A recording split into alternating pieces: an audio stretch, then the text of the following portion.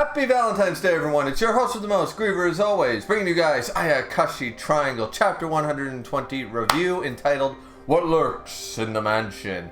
Let's just get underway. I mean, what an appropriate, out of all the series I cover, quite an appropriate manga for Valentine's Day review, eh? You know, it's not exactly a Kengan Omega chapter or something like that, you know? It's actually a romance manga. It's got those shoujo elements. It's got the love triangle going on. It's got all that fun jazz for Valentine's Day, right? So, you know, even though I am recording this the day before and stuff, nonetheless, it'll be out on Valentine's Day. So, this chapter, I'm going to be curious as to what direction they are going to take the Ayakashi from the art collection that, of course, Miss Lucy or Lou ended up, you know, acquiring and stuff, and there's some Ayakashi energy in there. Hinojiki's been trying to track it and can't seem to. We also have Boy Matsuri. Once again, I'm more and more going on the line of this is a split soul thing, rather than a here's an evil doppelganger and here's the real one sort of idea. But he's going around, you know, trying to find the girl me, and I believe we see Shadow Mai here. I think it's pretty obvious that Shadow Mai has, who hasn't been in the story for a few chapters now, has finally noticed that, because no one's told her, hey, broke the gender swap jutsu, sort of, and, you know, she's sort of been left out of the loop. I wonder what Garaku thinks about this. What does Shadow Mai think about this, you know? So there's going to be some questions, there's going to be some intrigue, and maybe Shadow Mai is going to have some answers. Shadow Mai is going to be the one to say, no, this is the Gogyo-sen. This is not a cure. This is not anything. This is actually really bad. We need to get you together. Otherwise, you're going to start, your soul is going to begin to deteriorate. A soul can't survive in a split state or something like that, you know? I believe that her or Garaku is going to have more information or more answers regarding this sort of split Matsuri thing, you know, the two Matsuris. But that's about halfway through the chapter. The most part of the chapter is, of course, we need to put Matsuri in a maid costume, so all that the maid, you know, the maid people can have a good time there, you know, their explanation, weak as always, but just for fan service. But Hinojiki is basically saying, can you use your wind powers, that kind of idea, and of course, Matsuri's not confident in, I shouldn't be using even my wind powers, even though, you know, Matsuri can use wind powers, sort of like, I'm not me, I'm not this, I'm not that, you know, Hinojiki doesn't know what's going on, right?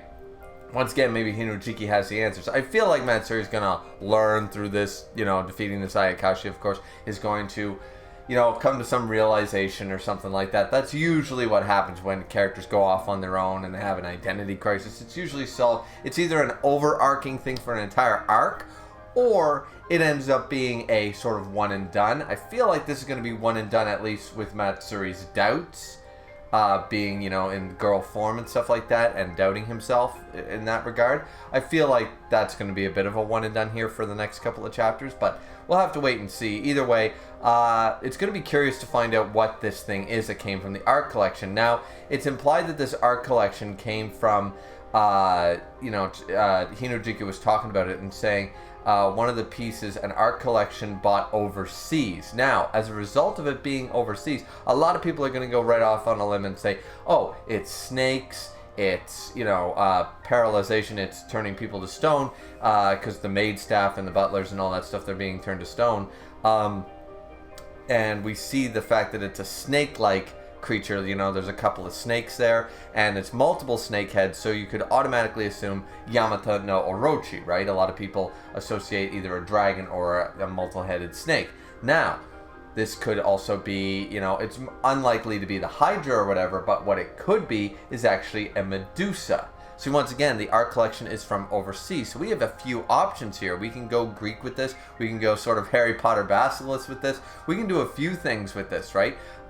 Because petrification is in a lot of different mythologies and stuff like that, and I think we're going to go outside Japan. I think it was specific to say overseas art collection, so we could introduce most likely the Medusa, most likely the Greek thing. You know, it is an Ichi manga. We're gonna see dem titties, you know what I mean? Like, this Medusa's gonna be, you know, sexy as all hell, sort of Monster Musume style, right? Probably gonna do something like that, right? So I believe that's going to be the case, and it would make sense that this thing is relatively powerful. You know, it's got the snakes, The multiple snakes that are part of her hair, she probably sends them out. It's, turning people to stone, petrification, and it came from overseas. It all adds up to the most popular one being the Medusa. There are other ones in mythology, though lesser known. I think that we're just going to go basic with this one.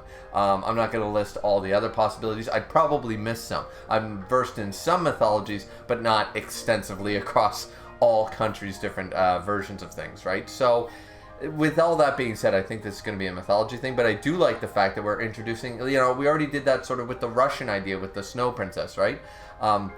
We already did that with her. So, I like the idea, basically the daughter of Santa Claus sort of idea, right? In Russia, I like the Snow Princess. I like the idea that we're introducing another one. Definitely from overseas. This will not be the Yamato no Orochi. It won't be anything Japanese, Korean, or Chinese related. We're going West Coast. We're going Europe. We're going at least somewhere in Europe. I think we're gonna go away from the East Coast of Asia there and really jump over to something else. Now, this is quite interesting actually, because Hinojiki and Matsuri are both sort of like, whoa, this thing's actually, because she's tracking it, and it's like, whoa, this thing came out of nowhere, and it's like, damn.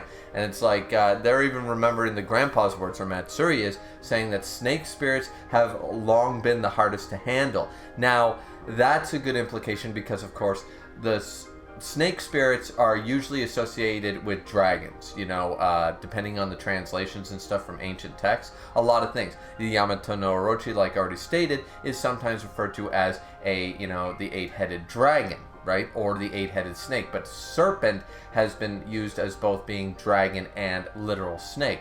The Hydra can sometimes be referred to as snake. The serpent in the garden in the Bible is sometimes referred to as the dragon, or the serpent, or the snake, depending on, how you want to view it. So different depictions and different interpretations usually associate serpents and snakes and dragons all sort of like this. You know what I mean? Even Jormungandr, I believe I'm butchering that name, but the Ouroboros, the world-eating snake that eats its own tail and stuff, that's usually depicted as a snake, but sometimes as a dragon, right? Like a full-on European wings and limbs dragon. So, and a lot of the time they drag into mythology when they are literal European dragons, fire-breathing wings, the whole bit. A lot of the time they're referred to as a snake as an insult. That's in a lot of mythologies too. It's like, keep your serpents, keep your snakes at bay sort of idea, or you sniveling snake sort of idea. It's usually used as an insult to a dragon or the dragon keeper's pride, right? So there's going to be a lot of potential here. Once again, I think I'm probably overshooting it a little bit here because it's pretty obvious it's going to be the Medusa, but I like the fact that we're doing a bit of an Ayakashi lesson, going, snakes or serpents are incredibly, sometimes the hardest to handle in Ayakashi history. It's like, well, yeah, because they are very prominent in most mythologies. The serpent being the literal devil from the Bible. Jormungandr being the world-eating, the ending of time snake in Norse mythology. The Medusa still very dangerous and powerful in a lot of folk tales, very popular in Greek mythology. Yamato no Orochi literally fighting one of the most popular gods, Susanoo, in Japanese mythology. So serpents and snakes are constantly... it's very true. They're very popular as the epitome, of a lot of powerful or evil entities for the most part, or world ending, like very strong. So this is going to be quite interesting to see how they're going to play this. I'm still going on the Monster Musume sort of style of things, but it should be quite interesting. There's still, Lou of course comes home unfortunately, and everybody's been being turned to stone. Hinojiki managed to get to Lou in time. We get the Ichi moment, and then boom, here comes. You see the shadows of the multiple snakes, and it looks like, as I said, I'm going off on a limb here. That's the Medusa's head. You see 1, 2, 3, 4, 5. I'm looking at the panel right now. There's about 5 or 6 silhouettes at the very least, all like, roughly, 5 foot height sort of idea, 6 foot height.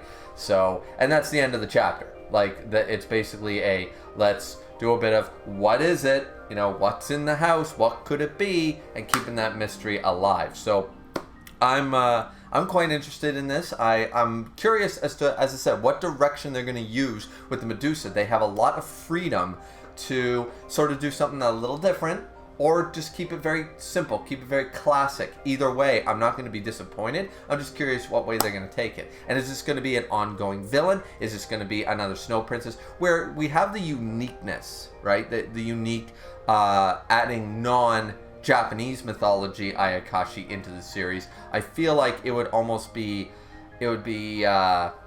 sort of a waste of potential, I guess, or sort of like an too bad. I can't really think of the word. I guess potential. Opportunity, I guess, a wasted opportunity to keep a Greek mythology, assuming this is a Medusa, to keep a Greek Ayakashi around for a little while, just to add a different added to the main cast, another added, someone else to live with Grandpa, the Mirror, and everybody else, right? So I think that'd be a lot of fun. There could be some cool dynamics there. Once again, I'm thinking voluptuous, titties in your face sort of Medusa style here. It is an Ichi manga, very heavy Ichi, bordering on H sometimes. So, we'll have to wait and see what ends up going down. But either way, that's the review. Pretty good chapter overall. Just a lot of potential sitting there for the next chapter to see how they're going to handle the Medusa. But that's my prediction. What do you guys think? Let me know down in the comment section down below. Don't forget to like, comment, and subscribe as always. And we will see you people back here once again for more Ayakashi Triangle. Hope you're having a very happy Valentine's Day, regardless how you decide to spend it, whether you ignore it, or if you're single or something and you just block it out, it's just another Tuesday to you. Or, are you doing something nice with your significant other of whatever description, I hope just whatever it is that you either have a good Tuesday or a great Valentine's Day, regardless. But that's it from me. See you guys next time. Sayonara.